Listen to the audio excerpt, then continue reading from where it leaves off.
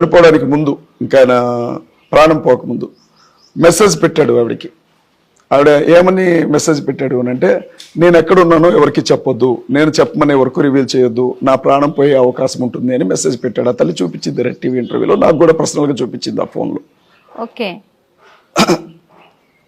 ఆయనకున్నటువంటి థ్రెటనింగ్, ఒకటి బిడ్డను చంపుతానంటే కావచ్చు, ఈయన చంపుతానంటే కావచ్చు. అంటే అదే రోజు కొద్ది సమయం ముందు ఆ మెసేజ్లు అంటే ఆయన జర్నీకి బయలుదేరడానికి ముందు నేను ఎక్కడున్నానో ఆయన, ఆవిడ పిఏ కదా, మీరు చెప్పొద్దు, నేను చెప్పమంటే తప్ప రివీల్ చేయొద్దు అని చెప్పాడు.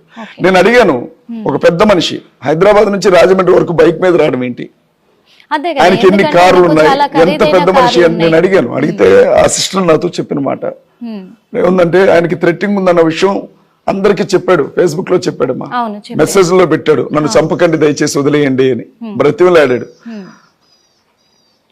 ఒకవేళ నా కారు నంబర్లు అందరికీ తెలుసు, నా కారు తెలుసు, వ్యక్తిగతంగా కూడా ఆయనకి శత్రువులు ఉన్నట్లున్నారు ఆయనకి సంబంధించినటువంటి వ్యక్తుల్లో.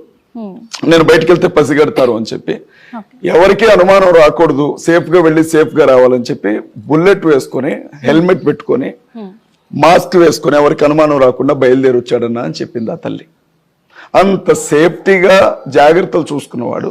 ఇంట్లో 2 చిన్నపిల్లలు ఉంటే, భార్య ఉంటే, కోదాళ్ళలో వైన్ షాప్కి వెళ్ళి ఒక వైన్ బాటిల్ కొనుక్కొని, ఏలూరులో వైన్ షాప్కి వెళ్ళి ఒక లిక్కర్ బాటిల్ కొనుక్కొని తాగి రోడ్డు పక్కన పాపం పడుకొని కాసేపు పొర్లి వెళ్ళాడమ్మా. మీ స్థాయికి మీరు చేస్తారా ఈ పని? మీరు ఆ స్థాయిలో ఉంటే వాస్తవమే సార్, ఎందుకంటే మీ అనుమానాలు మీకున్నాయి.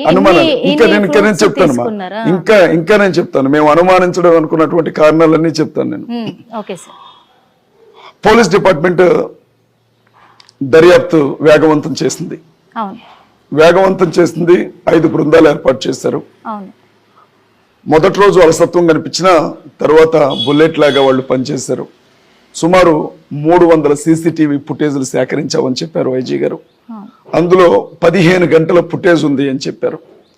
ఈ ఫుటేజ్ మొత్తంలో ఎక్కడైనా ప్రవీణ్ పగడాల గారు ఫేస్ కి మాస్క్ తీసిన ఫోటో ఏమన్నా చూపించగలరా?